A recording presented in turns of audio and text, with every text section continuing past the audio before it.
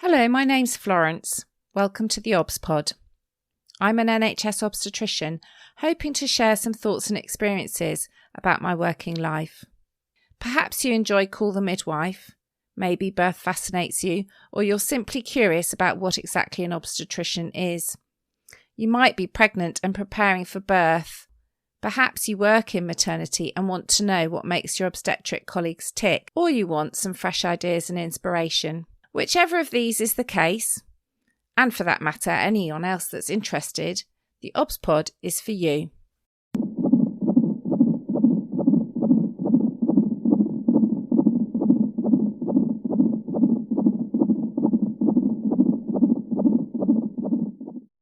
Episode 172, The Unexpected, a chat with Professor Emily Oster.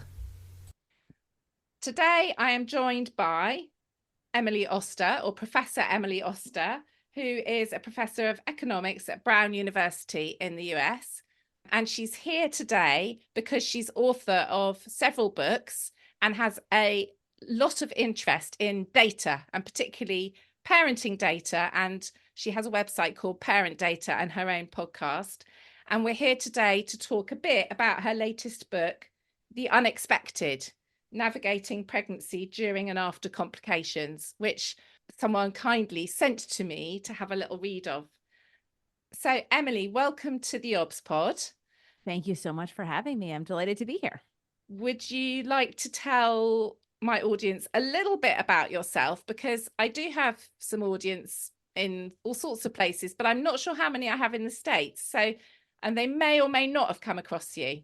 Sure. So as you said, I'm an economist. I'm a professor at Brown University, but I do most of my work these days translating data for pregnant women and for parents. I have 4 books. My first book, Expecting Better, is about pregnancy. I have 2 books about parenting, Crib Sheet and The Family Farm.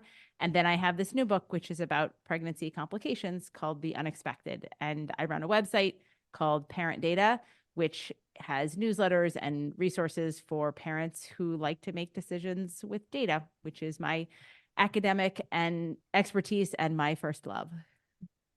So how did you get into the idea of data for parenting or pregnancy?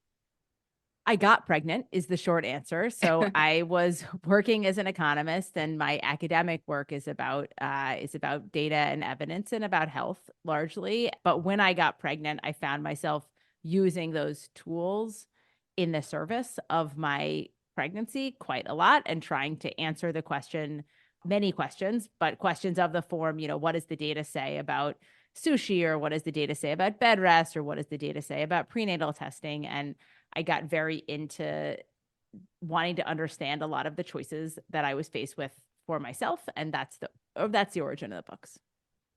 Excellent. And The Unexpected, talking about pregnancy complications, why did you decide to write that? Because that's an unusual kind of topic to go with. So I wrote Expecting Better, which is my first book on pregnancy, about a decade ago. And since then, I have had many, many conversations with people about their pregnancies. And some of those are like, thanks so much for suggesting I can have sushi. But a lot of those conversations were about, this thing happened in my first pregnancy. I had a miscarriage. I had preterm birth. I had preeclampsia. And I want to know, is it going to happen again? And what can I do about it? And so this book was one that I felt I wanted to give to many of the readers who had asked me those questions over time. And it isn't a book that I saw out there. It isn't a kind of resource that seemed to be available. And although I've said many times, I hope it is a book that people will not have to read, I would like it to be there when they do need to read it. Yeah, I liked in the book, you talked a bit about helping people with their future pregnancies, but also being able to process and accept past pregnancy events.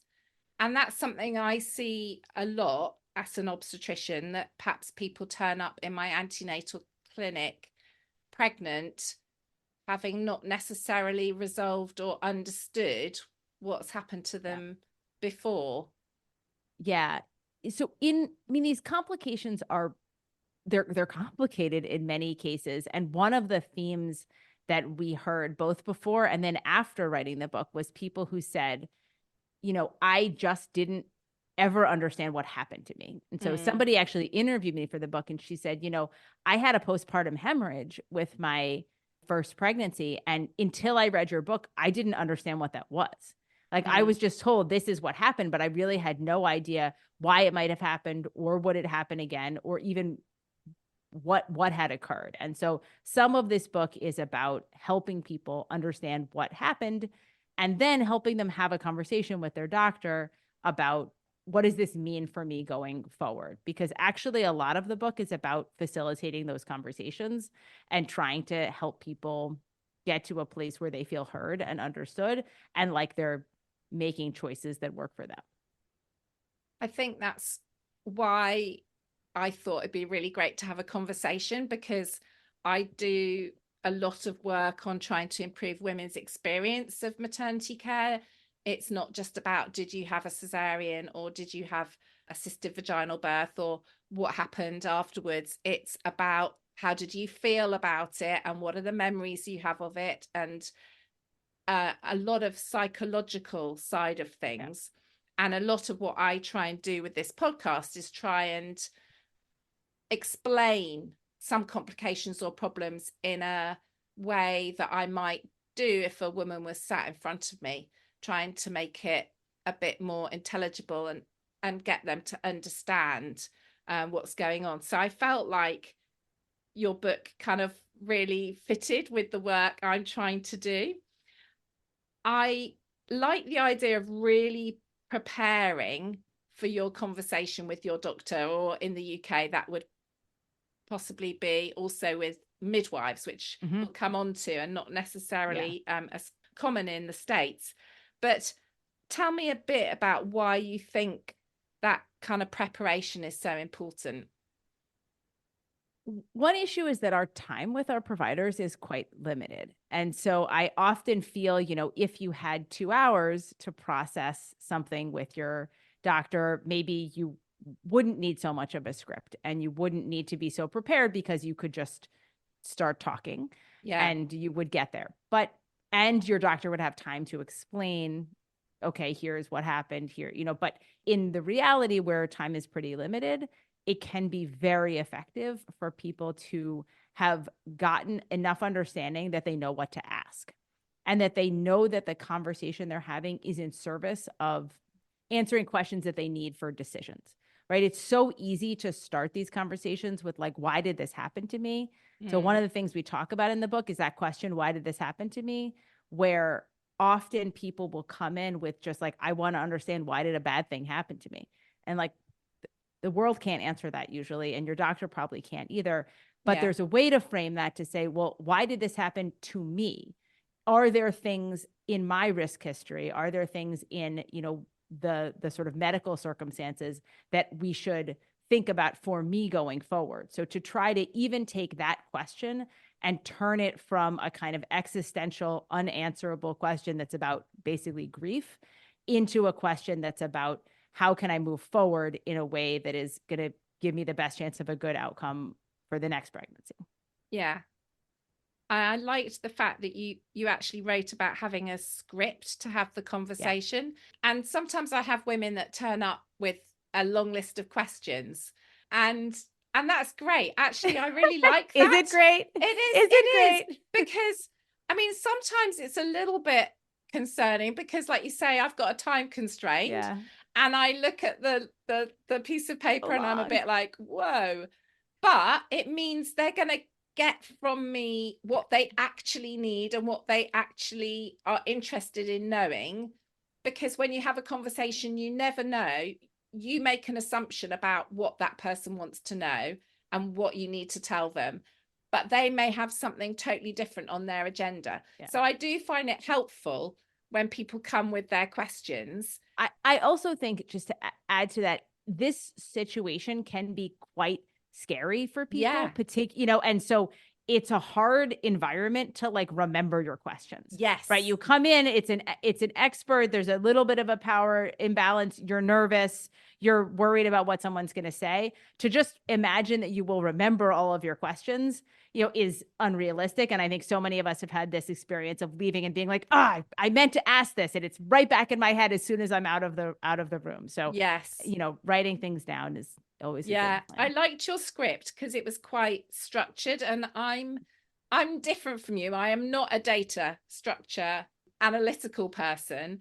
So to have some kind of key anchors, so you talked about the 4 F's and the 4 key questions kind of made sense to me. And I liked what you said. I'm flicking through your book here because you said something about the first question of framing the question.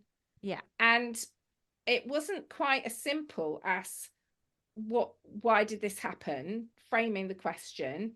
It was actually a bit more complicated than that, in terms of, you've written about clarifying priorities, Yeah. and framing the question about, am I going to have a pregnancy now, or am I going to have a pregnancy in 3 months or a year or whatever? That it's a different question.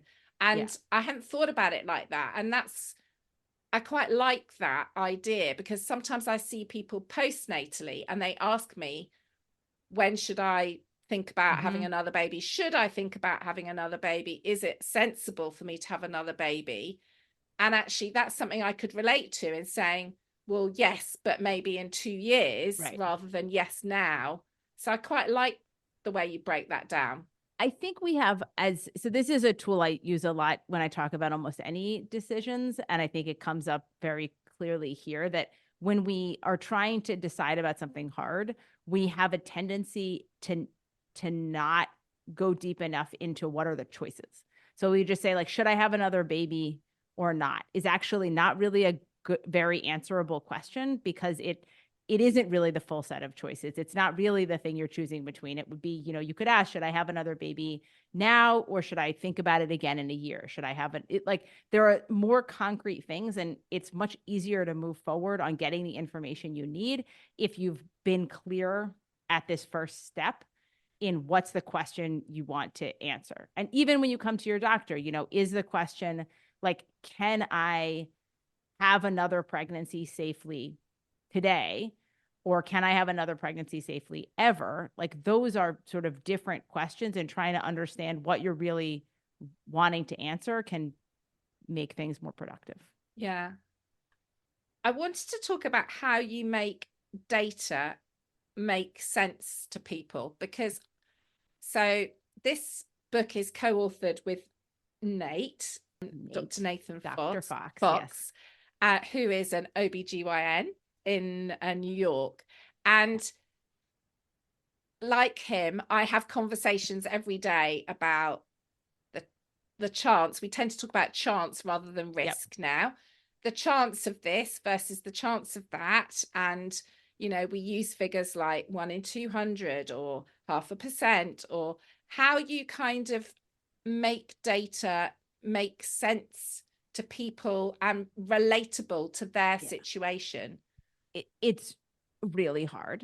And in particular, making probabilities understandable to people in ways that are helpful for their decisions is one of I think is such a big challenge. And it's actually one of the things Nate and I talk the most about, and maybe disagree a little bit about, in the sense that I think for him, when he talks to patients, he thinks the kind of most helpful thing is for people to understand sort of, is this like very unlikely to happen again, reasonably likely to happen again, very likely to happen again, and kind of getting more specific than that is actually not helpful. Whereas I always want to be like, well, is it 16% or 18%?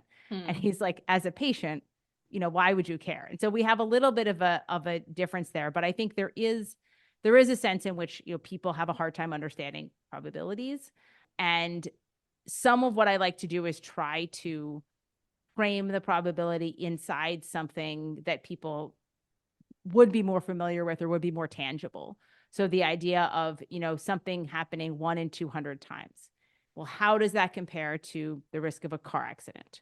Or if you encountered this risk every day, for how many years would you expect before it happened once? Right. So sometimes that's helpful for people. If you say, this is a risk in 1 in, 3,600. Like, well, if it happened every day you face the risk, it would happen once every 10 years. Like, but the thing is, everybody's a little different in what's helpful for them in terms of risk numbers. So often I'll try like 6 different things. Yes. Here's one version, here's another version. And sometimes people will be like, oh, okay, now I can understand. And it's particularly good for small probabilities where we get so focused on risks. Once you've sort of told me that there's any risk of something, it becomes very big in my mind. And sometimes we need to back people out and say, okay, like, yes, that could happen, but, you also could win the lottery, but like, you're not buying lottery tickets. Yes. And so. Yeah, no, that's a really good way of thinking about it, because we have this also that sometimes we say, okay, with an older mother, your chance of stillbirth might be double if you're in your 40s compared with when you're in your 20s, but the still overall risk might be 6 in 1,000 versus 3 in 1,000. So it's still very unlikely. Yeah. But as soon as you say the word stillbirth, everybody's immediately, you've lost. You say the word stillbirth and doubled in the same sentence, exactly. Like you've completely lost people. Exactly. Yeah. So I think how to have those data conversations is really challenging. I also like the way you were explaining different uses of different data. So the example of recurrence chance from like big lots of data, registry type data. And I sometimes feel as a doctor, it's almost like, well, you can find out anything from that because you've got hundreds of thousands of people. You've got everyone in Scandinavia, everything about them for their whole lives. You can answer any question about recurrence. Yeah. Yes. So that kind of gives you your recurrence, whereas whether something treatment wise actually makes a difference or doesn't make a difference, that kind of data is not helpful. You need much smaller and hopefully randomized controlled trial data. But even that in pregnancy is often really difficult because people don't like to do trials on pregnant women. Nope. So yeah. And our data on many of the questions, these kind of causal questions, if I treated this differently, if I did this, would the outcome be better? A lot of our data on that is really poor because we don't have trials. We don't have randomized trials. Even if we have data that compares groups who were treated differently, it can be very, very difficult to know if that's the thing you did to treat them, or if it's just that, these groups were different in other ways. And so the kind of first piece about recurrence, we often know way, way more than the second piece about, what to do about it.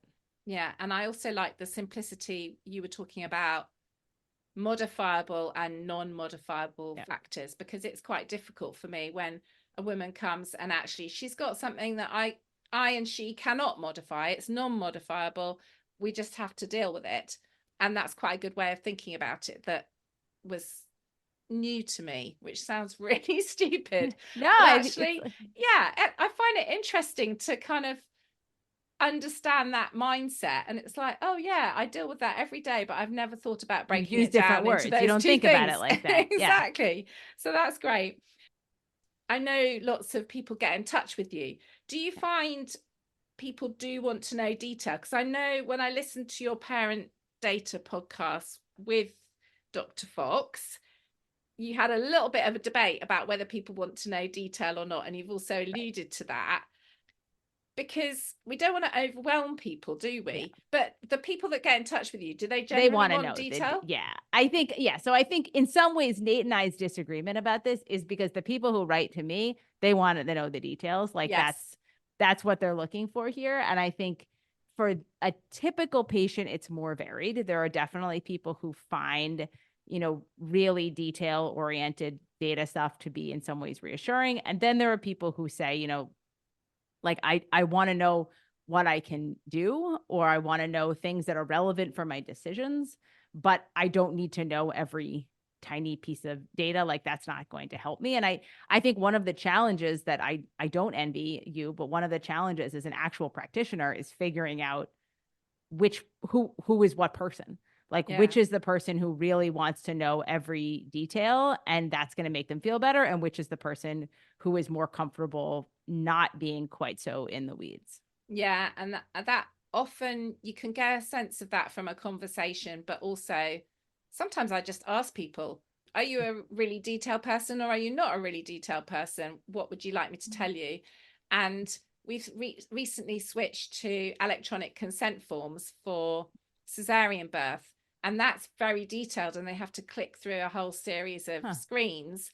And some women have said to me, no, I don't want to read all this, thanks. Just tell me the key things that I need to know. I don't want to know there's a small risk of, I don't know, hysterectomy or, Right. you know, because that's absolutely terrifying at a point when you're having a baby. So you've got to try and tailor it, but it can be challenging. I think it varies for many people depending on, getting back to the modifiable versus not modifiable. Like the thing that's tough is kind of being told like there's this nothing you can do about it. It's like it's this risk, small risk of this terrible thing, and there's absolutely nothing you can do about it. Why did you tell me? Yeah. Like what, like what? And for some people, it's like, I want to be prepared. I want to be able to kind of put in my head, like, what would I do with that? But if I think for many more people, even people who like detail, sometimes it's like, well, I wasn't good. That's not action. That's not action oriented. You're just trying to scare me, and that's less comfortable. Or it's that medico-legal thing of, we just don't want you to We just don't want you to say that we didn't tell you. Exactly. Right. You could grow horns. It hasn't happened, but we just want to be, if you do grow them, it will not be a result of us. Yeah. I listened to your podcast with Senator Samara Brooke about doulas. Yeah. I absolutely loved it. She's amazing. Oh my gosh, she's an amazing both person. of you. Yeah, I love both of you, the passion you had for doulas and the evidence for doulas. And so part of me was kind of, oh my God, we don't pay for doulas on the NHS, so we're behind. But I did think, well, but we have midwifery-led care, for which there is lots of data. And I was interested because I think you said in the book only about 8% of births are midwifery care in the US at the moment. And so I wondered if that was something that frustrates you, or that you kind of feel the data is there for but isn't happening. Yeah. So it's gone up a bit over the last maybe even 5 years, and it's like edging closer to sort of 10-11%, which is good. But I think that this is a piece that I think I and many other people find frustrating, because we do have quite a bit of evidence that the midwifery care model is at least as good, and probably in many ways better for outcomes, for at least, not for every birthing person, but for a large share of women. And this model that you have, which is closer to like, that's the default. And, and OB is also an option, but isn't the default. I think there are a lot of people who think that model should be where we are going here. And it's interesting because the model is, it's so in some ways sufficiently unusual that people's perception of what that even means in the US is quite different. So if you tell someone, I had a midwife, many people, the first thing they will think is like, oh, you had an unmedicated birth in your bathtub. Okay. Like that midwife and home birth are like the same thing, even though, 90% of midwife assisted births in the US are in hospitals. Right. So that is in fact the typical thing, but it's not what people have in their head. And so I think we need a little bit of a shift there.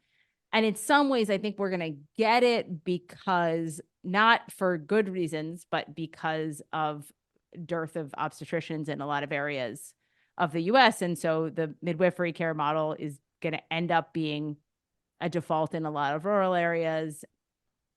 About 40% of US births are paid for by Medicaid, which is the government coverage for people with lower incomes. Medicaid likes to pay for midwives because they're cheaper. And so my guess is we'll get a push just for those reasons. I wish we would get a push for other reasons. But better, yeah. And it's not, Nate and I have talked about this a lot. Like, this isn't for everyone, and it's not going to be for every birth. But I had a midwife with my second kid, and I would recommend it to anyone. Yeah, it should be an option. I'm also interested, in water birth. So I don't know if you saw, there's just been a big study published, the pool study, about, I'm trying to remember how they call it. It's not that water birth is better. It's a double negative. It's not worse, right? I mean, there's like not a worse. not Exactly. inferior kind of. That's it. Yeah. Yes. And water birth is something, there's a bit in the UK. It's not as much as there could be, and we want to improve it. But is there much water birth in the US, or that's No. kind of, I mean, no. that is much more something that would happen mostly at home or in a Yeah. birthing center. So actually, I gave birth in a birthing center in a hospital, and there was a tub, but you could not give birth in the tub. Right. So when the baby was going to come out, well, like at the pushing phase, you had to get out of the tub. Yes. Which was bad. Yeah. Yeah. So I think we haven't. That's another thing that might come, because I went to this conference a couple of weeks ago, and there were midwives from Australia, and they said, well, obviously we have 14 pools because we have 14 birthing rooms. And we were kind of, sorry, you have one in every room?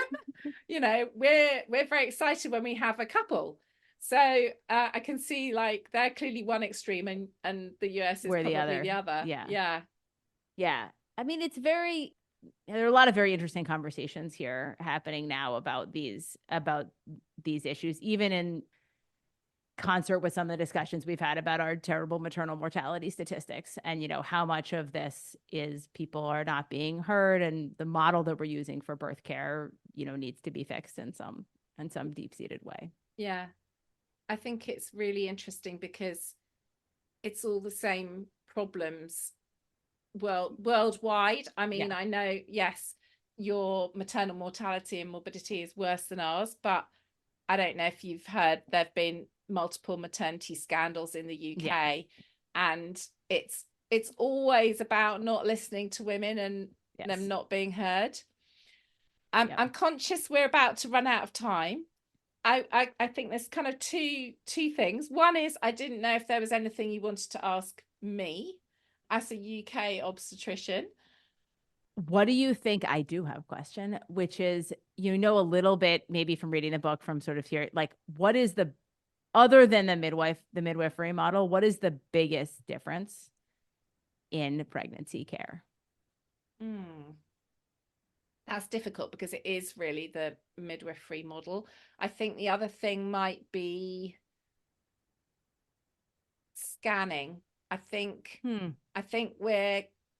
most women will have a scan at 12 weeks and a scan at 20 weeks. We won't routinely do third trimester scanning. And we love scanning. You can have like an ultrasound at the mall. Yeah, right? Exactly. People like to go to the mall for ultrasounds.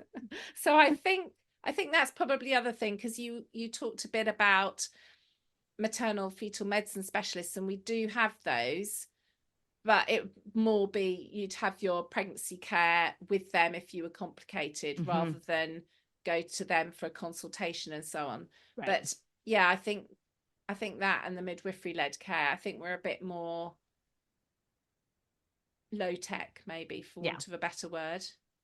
Bit less. I mean, it's sort of the same bit thing, less bit medicalized. Less medical. Yeah, exactly. Yeah.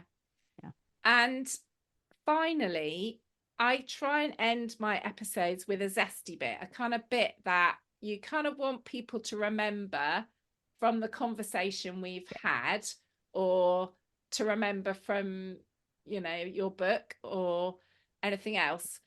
What would you say your zesty bit might be? Oh my gosh. I this isn't zesty, but the thing we just want people to get out of this book is that you're not by yourself. And that's not zesty, but it is really the message here, is just you're not alone. And I think pregnancy complications can be really isolating. And I would like people to understand that they're not doing it by themselves. That is perfect, because I think what I mean by zesty is like the essence, the tiny little bit that you're going to take away. And not like a hot, it's not a, you don't mean like a hot take. No, exactly. It has to be. Yeah. And I think you're not alone.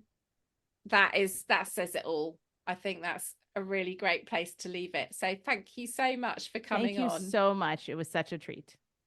I very much hope you found this episode of the OBS Pod interesting. If you have, it'd be fantastic if you could subscribe, rate and review on whatever platform you find your podcasts, as well as recommending the OBS Pod to anyone you think might find it interesting. There's also tons of episodes to explore in my back catalogue, from clinical topics, my career and journey as an obstetrician, and life in the NHS more generally. I'd like to assure women I care for that I take confidentiality very seriously and take great care not to use any patient identifiable information unless I have expressly asked the permission of the person involved on that rare occasion when it's been absolutely necessary. If you found this episode interesting and want to explore the subject a little more deeply, don't forget to take a look at the programme notes where I've attached some links. If you want to get in touch to suggest topics for future episodes, you can find me at the OBSPod on Twitter and Instagram, and you can email me theobspod@gmail.com.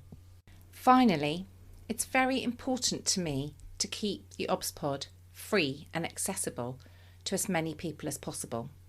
But it does cost me a very small amount to keep it going and keep it live on the internet. So if you've enjoyed my episodes and by chance you do have a tiny bit to spare, you can now contribute to keep the podcast going and keep it free via my link to buy me a coffee. Don't feel under any obligation, but if you'd like to contribute, you now can. Thank you for listening.